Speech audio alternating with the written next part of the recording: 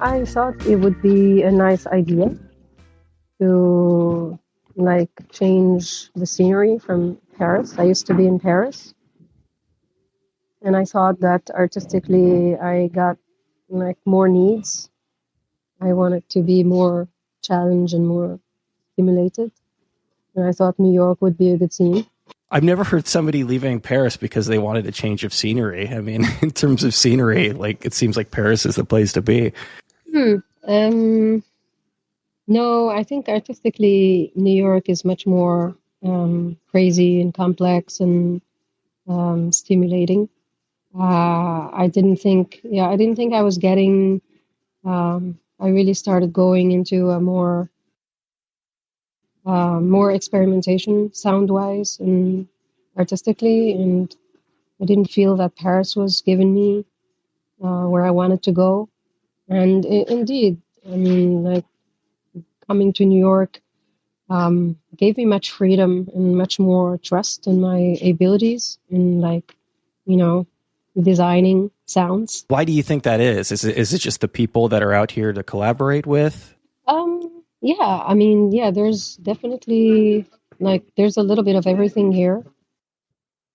There's a little bit of everything in everybody, like in so many different directions and atmospheres, and I don't think anything sounds too crazy. Like when I started experimenting and exploring and collaborating with different musicians here and different artists, yeah, I didn't think there were any limits.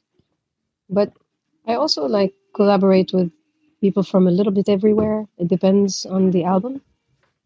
So I'm not just like in New York. I think New York was also some sort of an interesting headspace for me. As I mentioned before, I'm in Queens, and in terms of like picking, Paris probably isn't bad for this either, but in terms of picking one place to be where you have immediate access to everybody from every part of the world, like it's hard to do better than New York. Yeah, exactly.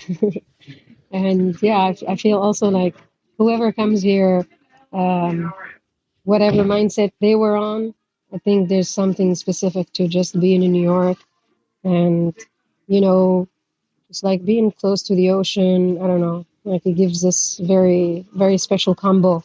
There's also just this sense of hustle here, and I think a lot of that is very pragmatic too. It's just a result of how expensive it is to live here that you can't really slack, that you have to focus on your work, especially if that's work that you're using to survive.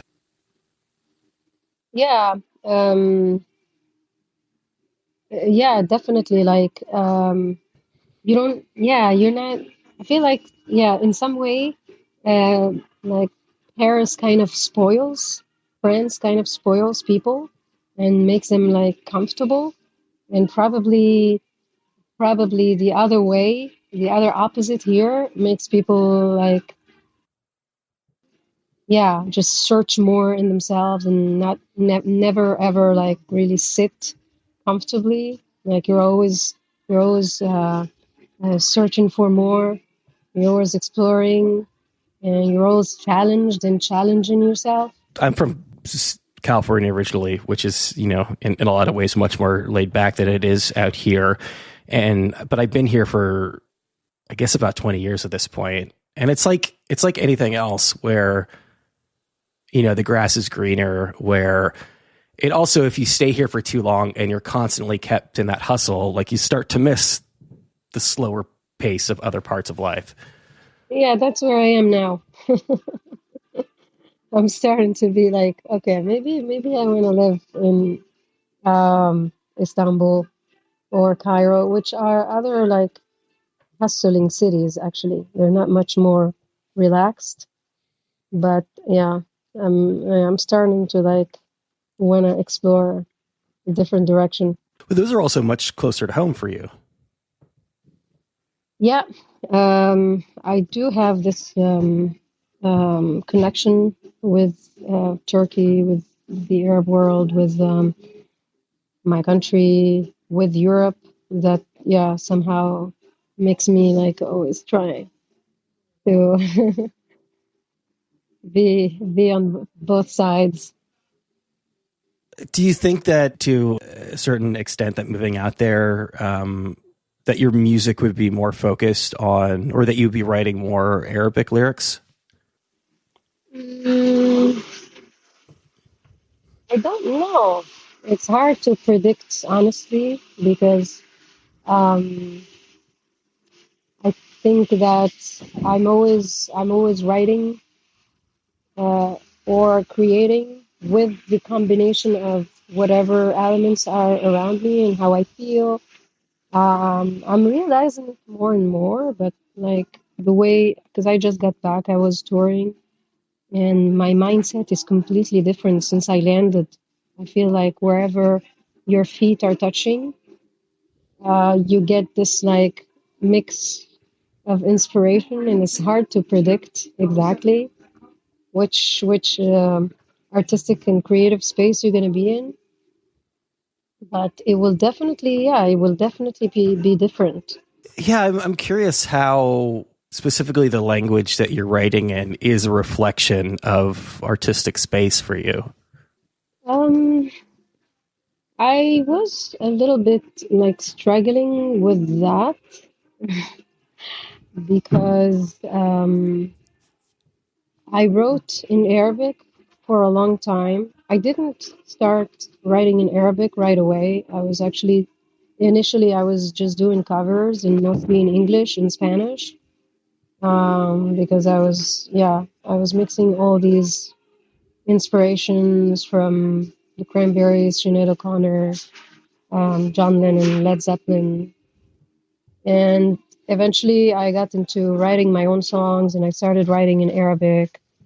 Um, and then after living in New York for a few years, I started missing actually singing in English and writing in English, which always felt a little bit like home, which is which may probably be a little bit surprising for like a Western media or audience. But yeah, the English language has been a big part of my artistic life. So it kind of felt like a full circle moment, especially with one of Jeff Buckley's songs, New Year's Prayer. It's a song that I experimented with a lot. And like for once, I felt that I really took it to a space that was mine. And that was mine in a very, very authentic and deep way that I was like, this is okay, this is me, this is my artistic identity. And that's when I realized that I was ready to explore with English. And then I had this like, okay, I don't want to write in Arabic anymore moment for a bit. And then eventually, like, I went to Tunisia, which might explain why I started like reuniting with all my multiple layers and facets. And I started writing in Arabic again and singing in Arabic again in a way where, okay, it's not because it's expected of me. It's not because this is what I'm supposed to be doing. It's just something that is me. And then I went back and forth between experimenting with English, French, and Arabic, and that's what made my new album what it is. I'm always curious about people singing in their non-native language from the standpoint of things like meter. I think a lot about. I don't know if you've read any Nabokov, but like when he wrote Lolita, he wrote it in English. I think it might have been the first thing that he wrote in English, and different languages take on very different personalities when you're somebody who is very, I guess, for lack of a better term, poetical minded, and someone who sort of thinks in poetry. Languages just sound differently, and they lend themselves differently to music because of that. Yeah, well, thank you for thank you for saying that because I know that I had a lot of like conversations about this with like people that were close to me, and I'm sure like a lot of my audience must have been disappointed. And there's a lot of like when you're an artist, you kind of belong to everybody. You belong to your label, you belong to your friends, you belong to your audience, and it's hard to, explain to everybody that you first of all belong to yourself and to your authentic self, and that's where you have to be in order for them to be able, um, in order to give like pieces of you to the world. You have to start like by, so I identify with a few artists that actually probably like did the same experience, and that did it really, really well. Like, I think about Azedine Alaya, the iconic designer who, even though was profoundly Tunisian, but you wouldn't necessarily guess that from his work. And that's kind of where I was. To me, like, I wanted to be able to be free and explore in any language.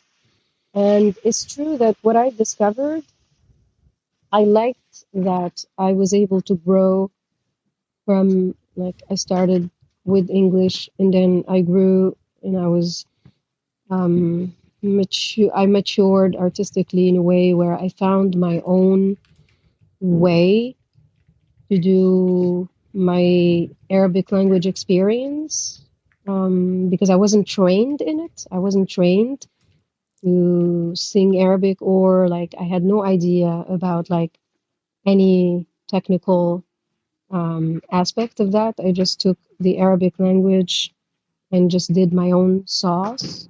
So even to the Arabic speaking world, my Arabic singing was Western.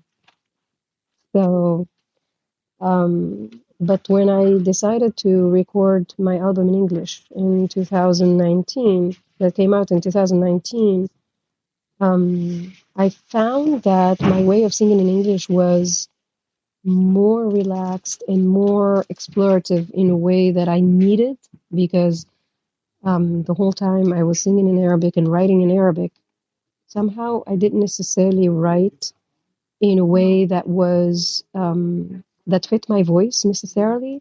I would just like imagine things and write things, and then I would just sing them.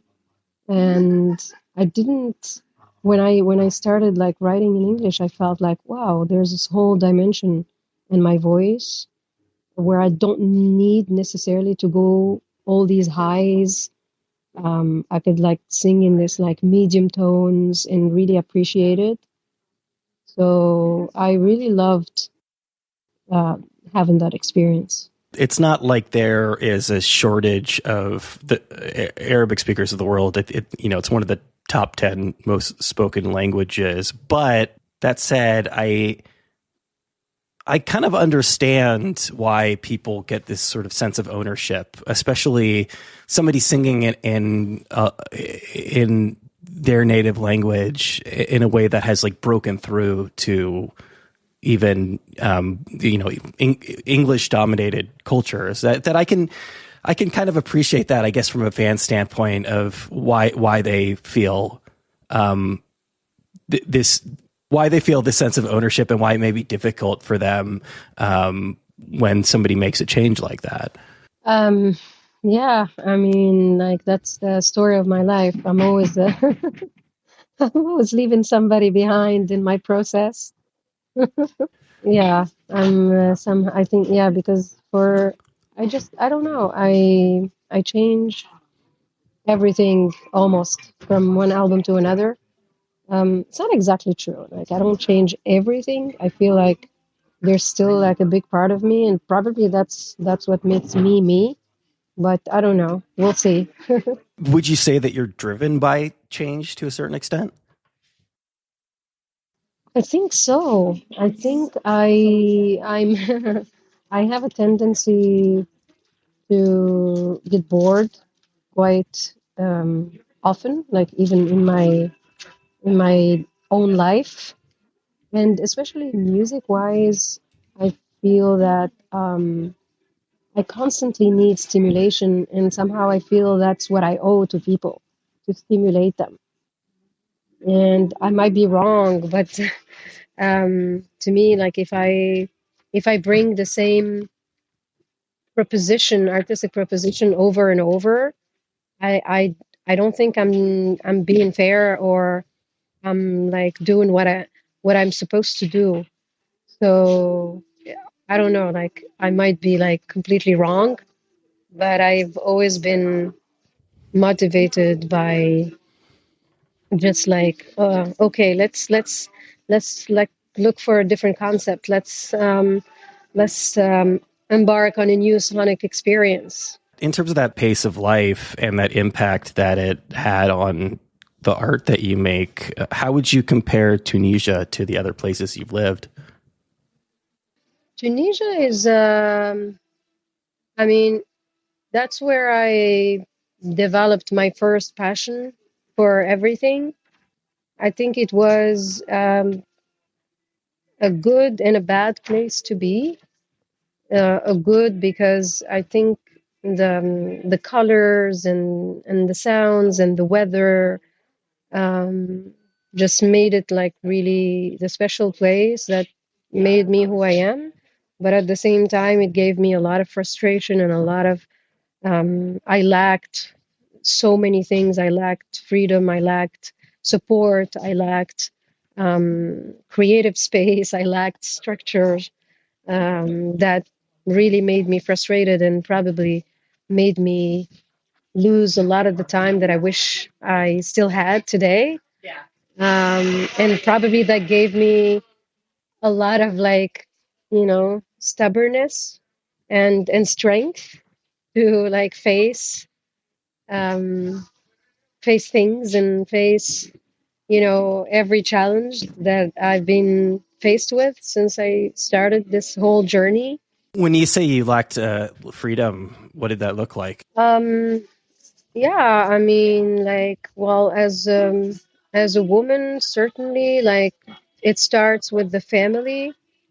So, like, yeah, you start craving freedom, just like to be able to go out of the house and whenever you wanted, but that was not really possible. For example, like there were much more restrictions on me as a girl growing up, and then very quickly you find the same things in at school, in the street, because we were living under dictatorship. So it's just one dictatorship after another. It starts with the political, in the education, the way you're educated, in whatever you're offered. So yeah, it's hard to overcome that.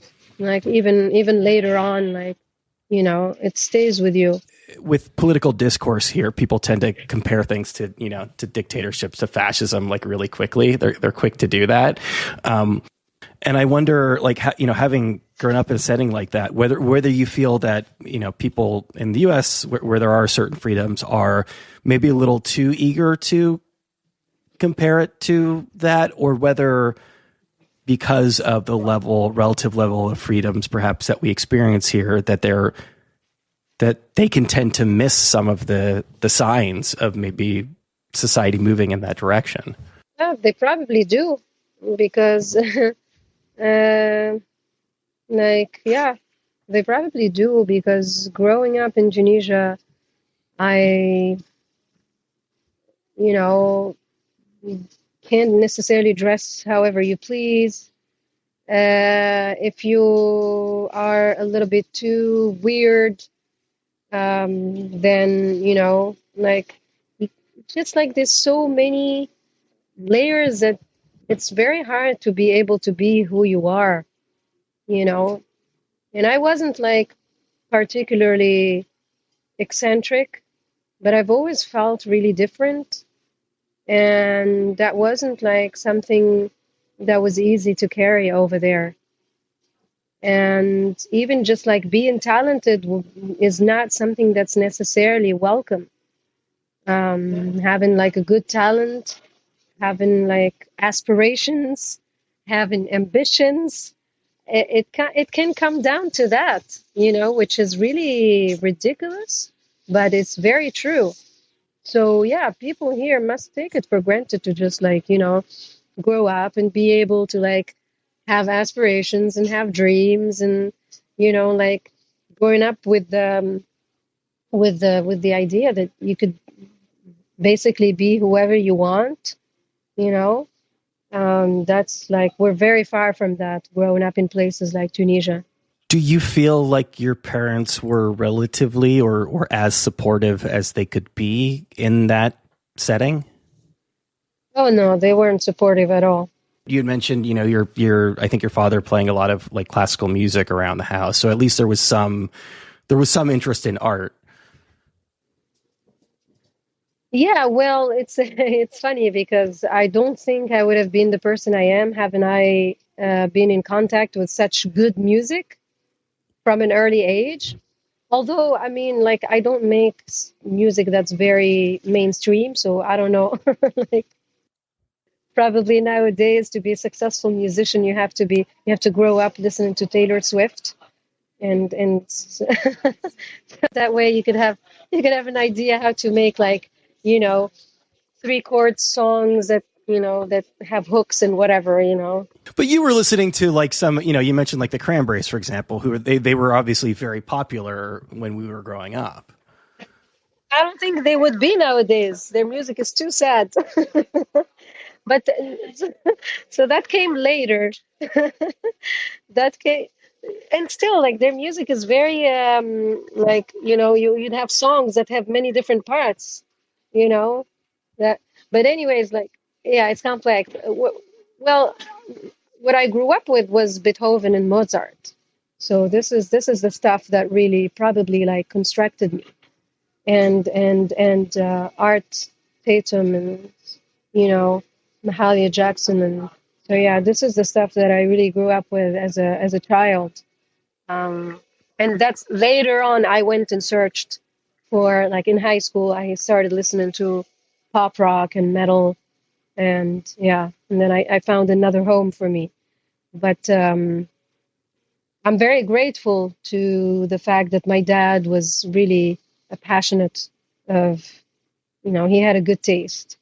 So that was like an that yeah, that's like not that was something that he did naturally, but when the time came and I really developed a talent and I really wanted, people to tell me like what I should be doing, and or like, to support me, that wasn't the case. This is me taking my kind of American privilege for granted, but it's always very hard for me to reconcile and understand how somebody, in his case, so listening to like American jazz music or gospel music in some of the examples that you gave, but then isn't able to extend that to your own talents and your own ambitions. Yeah, I mean, yeah, like somehow we lived in a society where like your daughter doesn't just become a musician or a singer. Yeah. And yeah, and I mean, both my parents come from like a rural place. So even though like we grew up in the capital, I think for them, and even though my dad like spent like over 10 years in Paris, and like he was part of all these like communist and anarchist movements, uh, I think at the end of the day, like when he didn't really have much, like for them, you had to go to school and then just like follow the classic path. So they really didn't have any idea even how to like, help or support. They just wanted us to just be like everyone else. What I will say is, having spoken to a lot of musicians or artists whose parents weren't supportive, this isn't always the case. Sometimes parents are just bad parents, but I think in most cases it comes from, a relatively good place of like, we want you to sort of live the like most comfortable or easiest life you can. And this obviously, like, setting down this path, especially in this context, is, you're setting yourself up for potentially a really difficult life. True. I probably wouldn't encourage my kids to be musicians. You have a daughter, right? Yeah, I have a daughter and a son. Yeah, I'm assuming that when you're talking about, where you're living now and where you're living next, I mean, that must play a really big role in it in terms of, what sort of cultures and what kind of circumstances you want to raise your children in. I certainly want to raise them in New York as much as possible because I still think that this is the place where everything is possible. And even though, like, I really now dislike the US a lot and the harm they're doing in the world, I still feel like New York is still like this bubble of super, um, super like interesting social movements and cultural movements, and feel like you could, as a child, you could grow to be an amazing adult here. I've been here for a while. I was still in California during 9/11, but I moved here close enough to that having happened that I do see a lot of really unfortunate echoes happening right now. And it's clear that people didn't necessarily take away the right lessons from having been through this the first time. Yeah. And especially, I was talking to, I'm Jewish, and I was interviewing somebody who was Jewish last night, and we were talking a little bit about this, um, did you see the Jonathan Glazer speech at the Oscars, where he was, how it's difficult but important to speak to, like, specifically people in Gaza, speak to what they're going through. It's such a polarizing issue in the U.S. that I think a lot of people just don't talk about it, just don't discuss it at all. But you strike me as somebody who is like seeing just incredible suffering and feel like you've got this position where people are listening to you, and that you want to use that to speak out for the people who can't necessarily speak for themselves. Absolutely. Like what's happening right now is I mean, like to me it's like so unprecedented. Like I know there's many parts in the world where bad things are happening. We don't we don't necessarily talk about them, but I feel like right now we're just, like it's like as if you now with social media, as if you open your window and you see somebody like, raping somebody or beating up somebody or just like, you know, shooting at somebody randomly, and it's so brutal, it's so violent, and to know that like this country is complicit, like without even like needing to be complicit, like is just beyond me. And I don't know, I was raised like to dislike places like Saudi Arabia or the Emirates where like, freedoms are like, to this day, like, there's freedoms for women and whatever, but like one of my friends was like, why should we dislike those places? Yes, we have freedom in the US inside, and then look how much harm the US has been doing in the world, like all these years, and especially right now, like why should we just like, like dislike those places and like the US or live in the US, like versus going to live in those places. So I'm struggling a lot right now with that, and of course to know like that my taxes are going like to something so awful. I'm really struggling with that, even though I see like so many people that are doing amazing things, amazing like civil actions, amazing solidarity that is like not as much seen anywhere else.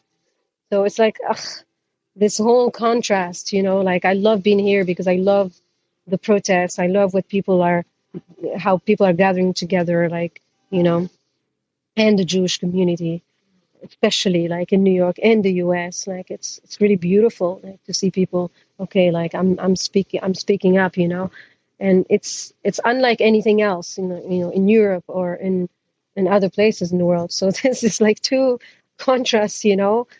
I was reading a interview that you did not too long ago, and you said, not even paraphrasing, you said music can change the world, and I understand. I understand cynicism around that or skepticism around that. I've certainly had my fair share, but I also feel like at the same time that that it's something that you have to believe. Like that, you know what I mean? That you need to feel like you can make a difference in order to make a difference. Absolutely. I mean, I like that you say you have to believe, because, at the end of the day, we do have to believe in something in order to create something, in order to, you know, make the world a better place. It starts with believing. And unfortunately, some people believe in the wrong things or like to believe or like to make us believe in the wrong things. But I truly believe that music can change the world because, see, like music is connecting me and you. Music has connected me. Like I performed for the Kurdish people 3 days ago. Um, like it, like I made 15,000 new followers in 3 days, and to me, they're not just numbers. They're just people who loved to see me perform for them and to see me perform. I also performed some songs in Kurdish, and to see the impact that to me, I just sang a song, and to see how much impact it had. Like I was going through my messages and seeing how much like people felt empowered, people felt seen. So music can change the world, but you know, we are fighting against things that are like terrible and horrible and strong. But like, imagine we didn't have music, imagine. And that's why I don't want to take music for granted. And I want to pursue this thing where like music is not just, you know, it's not just something that, you hear in the background. Music is in the foreground. Music is fighting. Music is a message. Music is a tool. Music is a weapon. And that's why, like, at the end of the day, I don't know like how much successful I can be, but I know that um, the things that I believe in and believing in the right things has connected me in the most beautiful ways to other people. And that's gonna matter much more than just like making numbers, I mean, I hope. You specifically have to believe it because you've seen it. You were there firsthand. Yeah, I mean, I've been through dictatorship. I've been through racism. I saw like, I've been to Palestine, I've been to Algeria, I've been to Iran, I've been in Europe, I've been to Kurdistan recently, and somehow like even when I don't want to be political, like everything turns to be political. Like to move around, to have access to audiences, to be able to tour, to be on theaters, like yeah, everything is political. So I might as well just use it to be the voice of truth and to be the voice of freedom and to be the voice of compassion. You played in Iran. I'm what I'm reading off of here. It describes it as a highly illegal all woman performance. How did that specific circumstance come about? So I think we got away with it because it was part of a documentary, and I think it's a very important documentary, like especially like recently when things started blowing up again in Iran. Because to me, like it's all about women, like the world has always tried to shut like women's voices, and in Iran, like you cannot be a solo singer, a female solo singer. You could be on stage, but you'd have to have like male voices kind of cover your voice. And I feel that's even worse than being forbidden from being on stage, because you can't be who you are. You can't be your own thing. You can't be your own project. So it was a little bit like, a little bit hope, a little wind, hope. a little window of hope in the midst of the darkness that we created during that time for the audience, for each other, for the Iranian musicians, specifically for the female Iranian musicians, to live those little like happy moments and be on stage together and like experiment like that fear and all of those like emotions. Are we going to perform? Are we not going to perform? Are we going to be kicked out of the country? Are we going to go to jail? Are we going to have problems? Like, I know I created like a problem when I like wrote something on my social media, and then like everything collapsed and we all started crying. Eventually, the performance ended up happening. I wish that this movie like could be streamed somewhere. It's called No Land Song, and I feel like it resonates nowadays more than ever because we still, as women, we're still fighting for our space. And it's not just in Iran, it's like worldwide, like when you see that in the Supreme Court, there's like how many? 8 judges now? It's 1 woman and 8 men. It's 9. There are 3. Let's see, there's 1, 2, 4. I think there's 4. One of them's conservative. Oh, there's 4 women now? Yeah. Okay. But it has been 9 men for a long, long, long, long time. In a way that most of the women in politics nowadays, they're just thinking like men, like when I start saying things like, if we had a matriarchal system, like I'm sure many, many, many, many things are going to go for the better.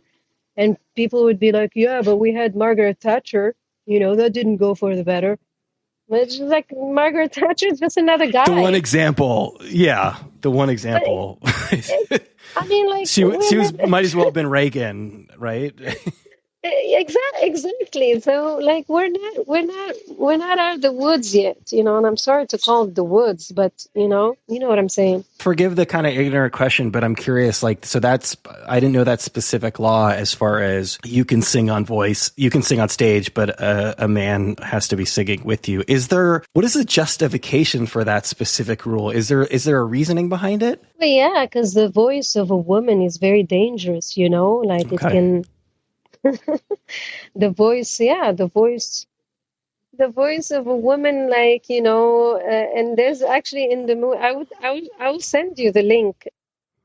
There's a very interesting scene in the movie, in the documentary, where the Sarah, the composer, whose initiative was to do this movie, she goes and speaks to one of the mullahs, and she asks him, like, what is it like with the female voice that makes you all so, stressed out?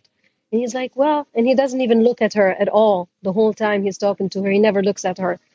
And he's like, yeah, because the voice of the woman, it could be like really like drive for desire, and it's all about the desire, like, just let people live. Like, yeah, it's that thing of putting your own issues onto somebody else because you're afraid of what that might make you do. Yeah, because women are powerful, and somehow we're still like oppressed because of that power, and worldwide. I don't believe that the oppression of women has ended at all in the Western countries, in Europe. And look, we just got Me Too. How, like, was it 3 years ago? And there was immediate backlash to it. That's the other thing too. It's not like it came and then it was allowed to just breathe for a little while. It's just an immediate pushback. Exactly, and yeah, and it hasn't happened at all. Like in many other places, like France, it's kind of starting to happen, kind of. Which, like, France, we're talking about like one of the most like developed countries in the world. And we haven't really talked much specifically about the new album, but it strikes me as a very deliberate effort on your part to put together a collection of contributors, like top down, like production, everything. Everyone on this record was a woman. What Why was that important, and what do you feel like that lent to this specific project? So I started working on. I started like preparing the idea of doing a new album, and I know that the label back then wanted me to work with this guy. And then I thought, like, but why does it always have to be a guy?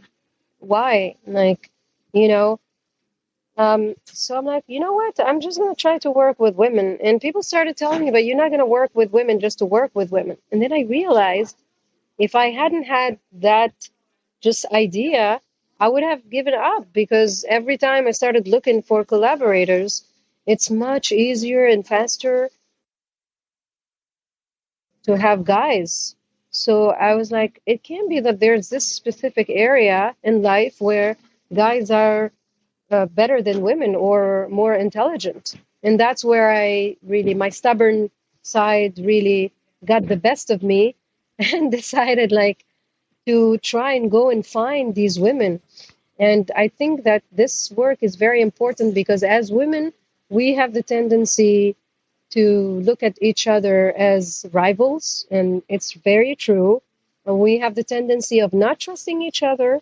And when I started this adventure, it's true. I came with like the idea that when I was with the guy behind, the computer in the room, I'd feel more confident and safer. And eventually, like, I was very happy to break that idea because every woman I worked with was so intelligent, was so bright, was so intuitive, and I did feel like really supported in ways I wasn't before. I did feel this like beautiful sorority, beautiful, like, I don't know, we all felt it. I don't know how to exactly describe it, but we all felt that this movement, even though I believe this is the first time that anybody succeeded in doing like 100% woman-made album. It's wild. It's wild, and I feel when I was doing it, I was like, oh my God, the world is going to be so excited, to welcome this experience. And actually, no, I don't feel that people are really like, yeah, of course, there's people who are like, oh my God, this is really exciting, this is amazing. But I don't see the welcoming that I was planning or that I was envisioning.